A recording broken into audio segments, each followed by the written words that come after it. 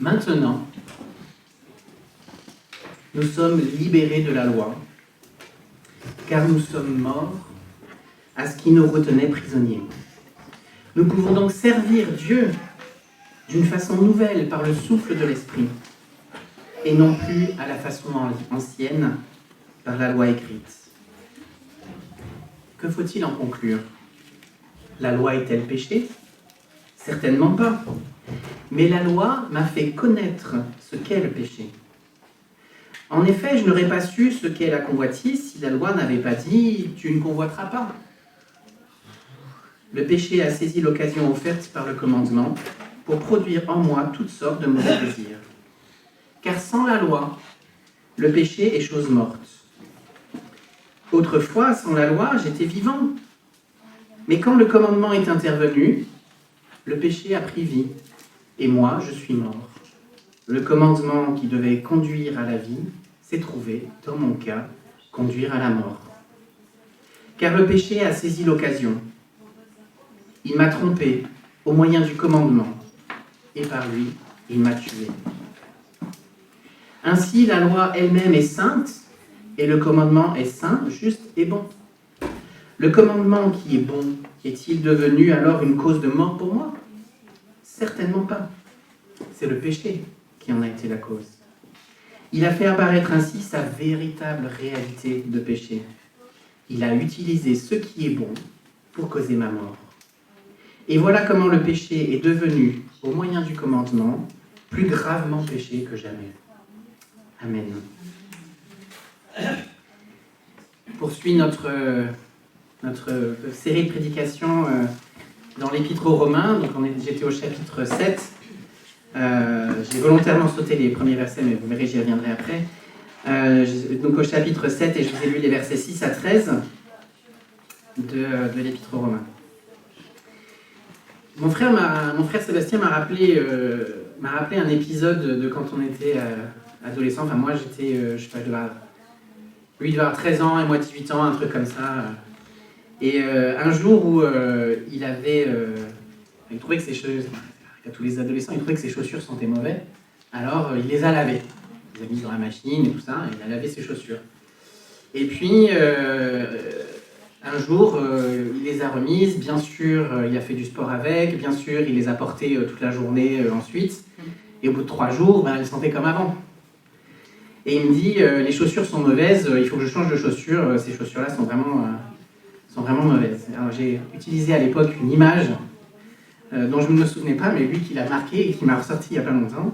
Il me dit, je lui avais dit apparemment, si tu as un frigo, ton frigo sent mauvais, tu sors le camembert qu'il y a dedans, tu nettoies le frigo, tu remets le camembert dedans, tu refermes le frigo, le frigo sent pareil qu'avant. Le problème, c'est pas le frigo. Le problème, c'est pas le nettoyage. Le problème, c'est le camembert. Bon, d'où, pour ces chaussures, vous voyez où je voulais en venir avec lui. Pauvre Marie-Bess, alors. Mais ce que fait Paul ici, c'est qu'il nous fait exactement ce genre d'image-là en nous parlant du péché et de la loi. Si la loi, le frigo c'est moi, la loi c'est l'éponge, le péché c'est le camembert. Si avec la loi, j'ai pas réussi à enlever les mauvaises odeurs, le problème c'est pas le frigo, le problème c'est pas l'éponge, le problème c'est le camembert. Donc le problème c'est pas moi, le problème c'est pas la loi qui est mauvaise, c'est le péché qui est mauvais. Il est tellement mauvais qu'il est capable de pervertir même la loi. Vous vous rappelez que Paul s'adresse dans cette église de Rome, il y avait des chrétiens qui étaient issus de païens et des chrétiens qui étaient issus de juifs. Et puis les juifs avaient dû quitter pendant quelques années l'église, et donc les autres chrétiens avaient commencé à vivre leur foi selon l'évangile, et puis selon ce que Paul enseignait, et d'autres apôtres qui parcouraient les églises, et puis en fait, du coup, ils ne mettaient pas en pratique la loi. Et puis les juifs reviennent dans l'église, parce qu'ils sont autorisés à revenir à Rome, et quand ils reviennent dans l'église, ils disent « Ah, les mecs, nous on était là avant, et nous on sait comment il faut faire, et comment il faut faire, oui, l'évangile, Jésus il est mort pour nous, tout ça, mais il faut appliquer la loi. » Parce que la loi, c'est ça pour eux qui permet d'arriver auprès de Dieu. Et il y a des gens qui se comportent comme ça dans les églises. Bien sûr, c'est plus chez les autres, évidemment, moins chez nous. Mais bon, sait-on jamais. Il y en a peut-être parmi nous qui ont ça dans leur cœur. Et d'ailleurs, il y a des personnes qui se comportent comme ça, mais c'est en fait possible pour chacun d'entre nous. C'est possible pour chacun d'entre nous que, à l'intérieur de nous, de temps en temps, l'air des œuvres s'oppose à l'air de la grâce et vient résonner dans notre cœur, et qu'on se dise au fond de nous, mais quand même, je suis pas un bon chrétien, hein. J'accomplis pas bien la loi, Jésus il a dit plein de trucs et je le fais pas. Dieu doit pas m'aimer certainement. Il faudrait que je fasse mieux pour que Dieu m'aime plus, pour que je sois un meilleur chrétien, pour que j'ai moins honte. Et ça c'est valable, pas seulement pour la loi de l'Ancien Testament, mais c'est valable pour les paroles de Jésus, pour les paroles de Paul, pour l'ensemble de la Bible. Avec l'ensemble de la Bible, on peut revenir à cette manière-là de comprendre la loi. Et ce que Paul nous a bien décrit dans l'Épître aux Romains et qui continue de montrer ici, c'est que l'objectif de la loi n'est pas de nous rendre bons. La loi ne peut pas nous rendre bons, parce qu'il y a le péché. La loi, elle est bonne en elle-même, c'est sûr. Mais elle ne nous est pas donnée, elle n'a jamais été donnée, même au peuple juif, pour produire le salut. Elle en est incapable. Tout comme l'éponge, elle est incapable de faire que le frigo sente bon tant que le camembert est dans le frigo. Et dans ce passage-là, on découvre un petit peu un aspect très essentiel, très fondamental de ce qu'est le péché. Vous savez que un des mots de l'Ancien Testament pour parler du péché signifie manquer la cible. C'est peut-être celui qui en parle le mieux, dans le sens où Dieu nous avait créés pour quelque chose. Dieu nous avait créés pour une vie d'harmonie, avec lui, avec la création, les uns avec les autres, avec nous-mêmes. Et on a manqué la cible, ça veut dire qu'on est passé à côté de cette vie-là. Et le péché, autant la maladie que les symptômes, eh bien, nous fait passer à côté de cette vie-là. Qu'est-ce que c'est que la maladie du péché ? Vous savez, hein, Paul parfois parle du péché en parlant de la maladie, parfois il parle des symptômes. Quand il parle de la maladie, de quoi il parle ? Eh bien, cette maladie du péché, c'est de plus savoir où est le bon et où est le mal.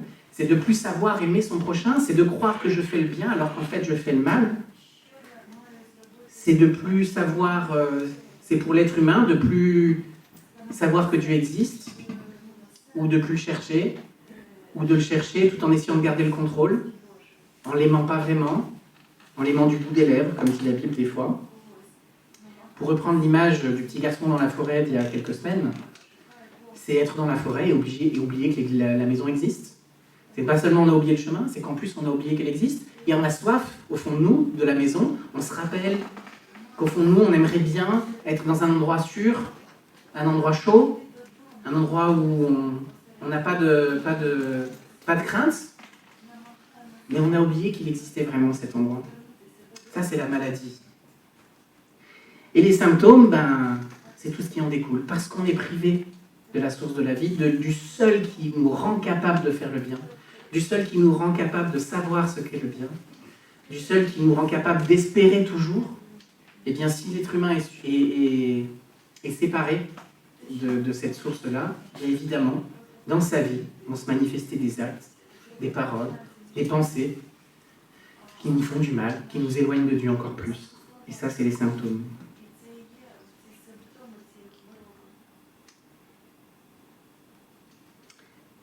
Mais le péché, ce qu'il fait, cette maladie-là, qu'est-ce qu'elle fait en nous concrètement ? Comment elle agit ? Quels sont ses mécanismes ? On a parlé de la maladie, le nom qu'on lui a donné. On a parlé des symptômes, mais au milieu de tout ça, quel est son mode de fonctionnement ? Eh bien, ce que Paul nous dit aujourd'hui, c'est que le péché, cette maladie, elle a la capacité de détourner du bien tout ce qui pourtant avait été créé pour le bien, y compris la loi. C'est-à-dire que même la loi de Dieu, qui est parfaite, on a tous ces psaumes, le psaume 119, chaque verset pratiquement à peu de choses près, je dois avoir 175 versets sur 176 dans le psaume 119 qui exalte la loi de Dieu comme elle est parfaite et comme on la médite, comme David aime la méditer. Et pourtant, même cette loi-là, que Dieu a donnée, qui est l'expression de sa volonté dans le contexte de l'époque, et bien même cette loi-là, on peut en faire, le péché en nous la transforme en quelque chose de mal. Et Jésus, il a tout un dialogue avec les pharisiens sur cette question-là, que Matthieu nous rapporte dans le Sermon sur la montagne. Dans le Sermon sur la montagne, les chapitres 5 à 7 de l'évangile de Matthieu, je vais lire dans le chapitre 5, les versets 17 à 20. Jésus dit « Ne pensez pas que je sois venu supprimer la loi de Moïse et l'enseignement des prophètes. » Oh, il dit aussi la loi, elle n'est pas mauvaise. « Je ne suis pas venu pour les supprimer, mais pour leur donner tout leur sens. Je vous le déclare, c'est la vérité. Jusque ce que la terre et le ciel passent, ni la plus petite laine ni le plus petit détail ne seront supprimés de la loi. » Et plus loin, il dit à ses disciples, je vous le déclare, si vous n'êtes pas plus fidèles à la volonté de Dieu et à la loi que les spécialistes des Écritures et les pharisiens, vous n'entrerez pas dans le royaume des cieux. Mais comment c'est possible? Comment c'est possible de mettre plus en pratique la loi que les pharisiens? Comment les pharisiens, qui ont dédié leur vie entière à discuter de comment il faut mettre en pratique la loi, comment cela ne la mettrait pas assez en pratique? Qu'est-ce que Jésus vient nous raconter là? Eh bien, ce que Jésus vient décrire là, ce sur quoi il vient attaquer, c'est que la loi qui pourtant était bonne, les Juifs ont réussi à la détourner de ce pourquoi Dieu l'avait donnée.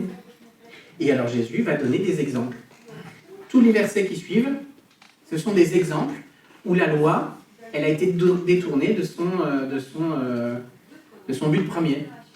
Son but premier, c'était d'amener les gens vers plus d'amour, plus de Dieu, la dépendance de Dieu, l'amour de l'autre, etc. Le respect de l'autre, le respect de la vie. Et les pharisiens ont pris le contrôle sur la loi en disant, mais nous, on accomplit la loi, donc du coup, on n'a pas besoin d'être dépendant de Dieu. Et en fait, ils ont réduit la loi à des actes à faire et à ne pas faire pour être capables de l'accomplir. Mais en faisant ça, ils ont tordu le sens de la loi. Et Jésus va leur dire, mais par exemple, vous avez entendu dire qu'il a été dit œil pour œil et dent pour dent. Ça, c'est dans l'Ancien Testament. Eh bien, moi, je vous dis de ne pas rendre le mal pour le mal. Si quelqu'un te gifle sur la joue droite, tends lui aussi l'autre joue. Si quelqu'un veut te faire un procès pour te prendre ta chemise, laisse-lui aussi ton manteau. Si quelqu'un t'oblige à faire 1000 pas, fais-en 2000 avec lui. À celui qui te demande, donne, et ne te détourne pas de celui qui veut t'emprunter de l'argent. Si on continue, vous avez entendu dire qu'il a été dit, tu aimeras ton prochain et tu haïras ton ennemi. Eh bien moi je vous dis, aimez vos ennemis, et priez pour ceux qui vous persécutent. Ainsi vous deviendrez les enfants de votre Père qui est dans les cieux. Car il fait lever son soleil aussi bien sur les méchants que sur les bons, et il fait pleuvoir sur ceux qui font sa volonté et ceux qui ne le font pas. En effet, si vous aimez ceux qui vous aiment, quelle récompense méritez-vous? Les collecteurs d'impôts n'en font-ils pas autant? Et si vous ne saluez que vos proches, que faites-vous d'extraordinaire? Même les païens en font autant. Vous donc, vous serez parfaits, tout comme votre Père au ciel est parfait. Et comment on est parfait comme notre Père au ciel? En aimant son prochain, en aimant celui qui ne nous aime pas. Il ne dit pas d'aimer son ennemi quand il est repentant. Non, il dit d'aimer son ennemi, point. C'est hyper exigeant. C'est hyper exigeant. Et en fait, Jésus remonte l'exigence de la loi à sa vraie réalité, c'est-à-dire une réalité que nous ne pouvons pas atteindre et qui nous rend dépendants de Dieu. Parce que ce que les pharisiens ont fait, c'est qu'ils ont détourné la loi de son sens premier, qui était la limitation du mal, qui était de mettre les principes de vie de Dieu dans la société de l'époque. Tout ça, ils l'ont détourné pour pouvoir garder le contrôle et ne pas se remettre en question et ne pas dépendre de Dieu. Mais la loi, elle n'a pas pour but de nous donner ce que nous devons faire pour être acceptés par Dieu. La loi, elle a pour but de nous rappeler qu'il existe un idéal auquel Dieu nous appelle et que Dieu veut construire dans notre vie. Mais seul lui peut le faire en nous. Et en croyant que la loi, en utilisant la loi pour en faire un chemin d'accès vers Dieu, comme un essor d'escalier, eh bien, on détourne la loi et on la détourne de ce pourquoi elle a été faite originellement. Et du coup, Jésus va leur dire, vous avez lu qu'il ne fallait pas tuer. Et quand vous n'avez pas tué, vous êtes content, vous êtes satisfait. Mais moi, je vous dis, si vous vous mettez en colère contre votre frère et que vous le méprisez au point de l'insulter, eh bien là, dans ce moment-là, c'est comme si vous l'aviez tué. Pourquoi? Parce que si Dieu dit qu'il ne faut pas tuer, c'est pas juste un caprice. C'est parce que l'autre a une valeur. Et parce que même mon ennemi a de la valeur. Et s'il a de la valeur aux yeux de Dieu, il doit en avoir à mes yeux à moi. Et tout l'accomplissement de la loi, il est là. C'est pour ça que quand Jésus dit que toute la loi se résume en aimer Dieu de tout son cœur et aimer son prochain comme lui-même, c'est ça qu'il faut entendre. C'est que chaque petit morceau de la loi doit pouvoir m'amener à aimer mieux Dieu et à aimer mieux l'autre. C'est ça qui est derrière. Et à chaque fois que je fais de la loi une liste de choses à cocher pour me sentir bien et avoir bonne conscience, je me détourne de ça. Et c'est ce que les chrétiens ont fait. Et donc, même la loi qui était bonne et juste, les êtres humains ont réussi. Nous avons réussi, on aurait fait pareil qu'eux. Nous avons réussi à la détourner de son objectif et à en faire un motif d'orgueil. C'est incroyable quand même. Mais ça ne s'arrête pas là. Si on réfléchit bien, il n'y a pas que la loi que nous avons détournée, que le péché détourne. Il y a la création. Nous avons laissé entrer, en nous détournant de Dieu et en emmenant la création avec nous, nous avons laissé entrer la maladie et la cruauté dans la création. Aussi l'absence de responsabilité. Aujourd'hui, on en parle souvent. L'humanité ensemble, qui était bonne, on a réussi à détourner ça grâce au péché. Et à chaque fois que une société humaine s'organise, plus elle s'organise vers quelque chose d'inhumain, vers quelque chose qui détruit, vers quelque chose qui fait du mal. Mais aussi à l'intérieur de nous. Il y a plein de bonnes choses à l'intérieur de nous. Parmi tous ceux qui sont sur la terre, dans chaque être humain, il y a des bonnes choses. Mais chacune de ces choses, elle peut être touchée par le mal.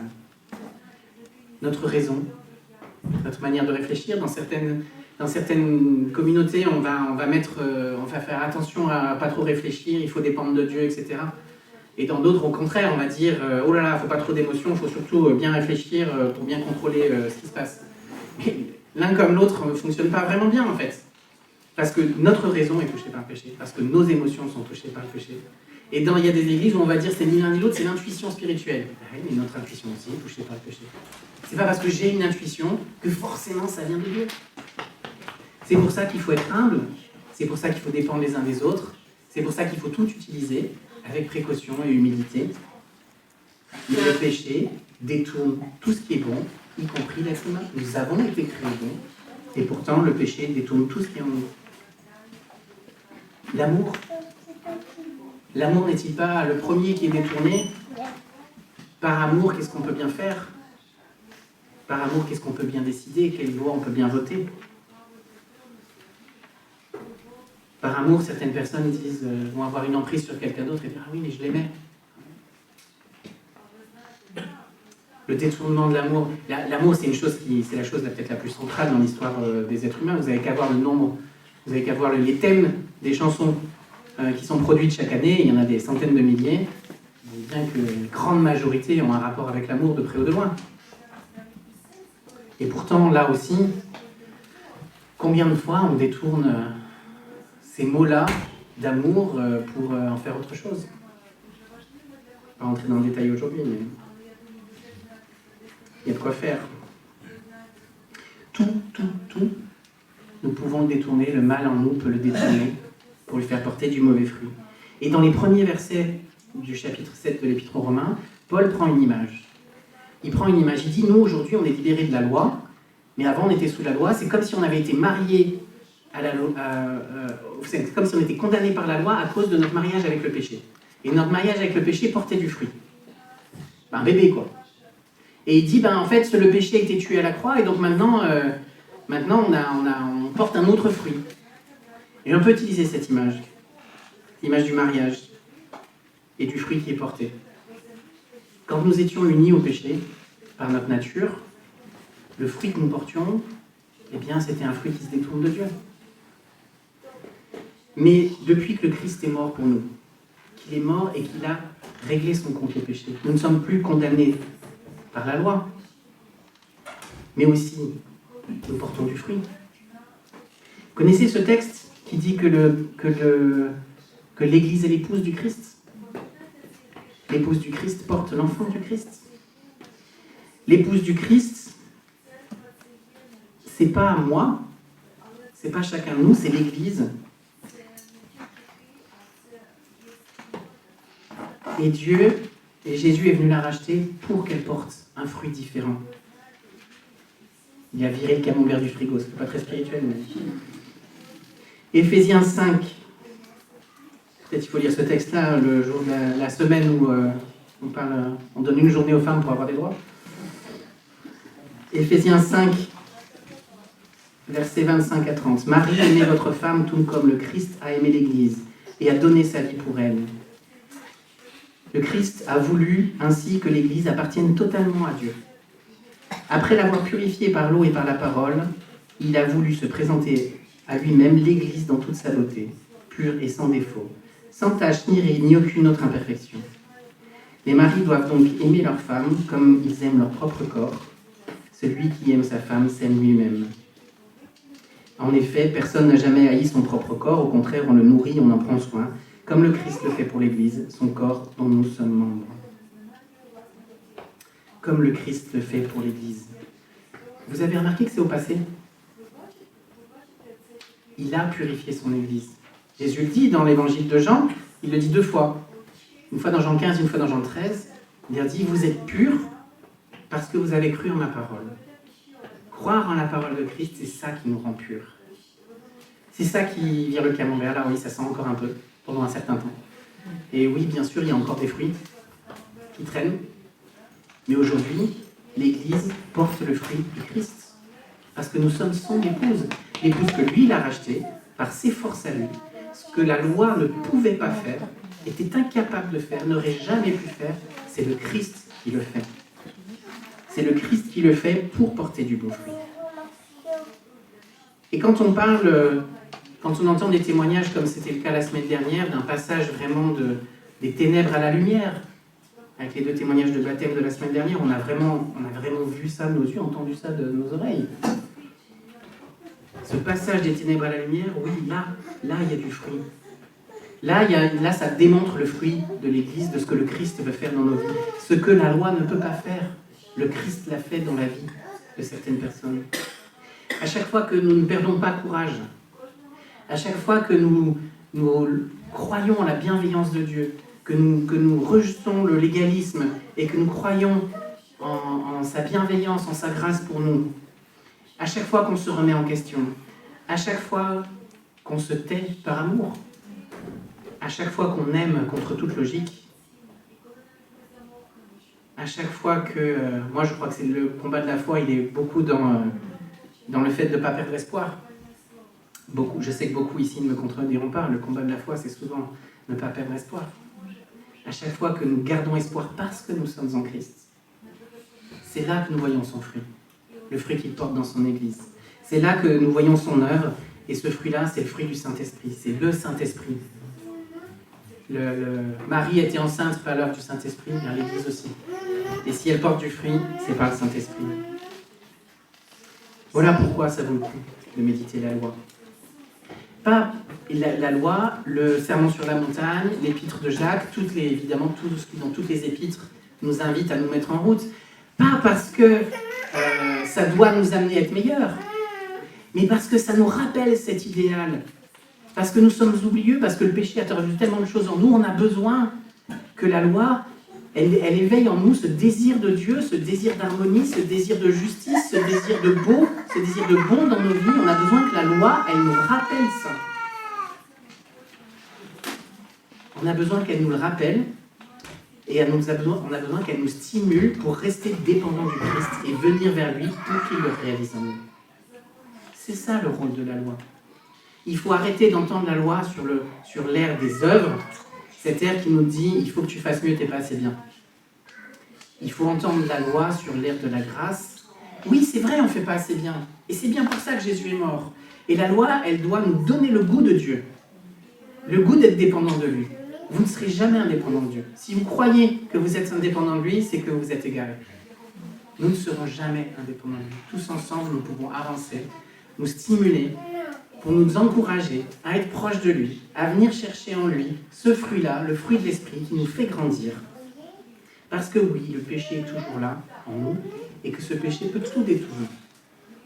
Y compris, et il va continuer à le faire. Et donc on a besoin de rester connecté à l'évangile, rester connecté à l'évangile de la grâce, pour ne pas nous détourner de cette espérance-là, pour rester ancré dans cette espérance-là, continuer de l'annoncer. Ça vaut le coup de méditer la loi pour cette raison-là. Et ça vaut le coup de continuer de faire confiance à Jésus. Parce que l'Église est l'épouse du Christ. Et le Christ, fidèlement, l'amènera jusqu'au bout, jusque devant lui, sans défaut et sans tâche. Amen.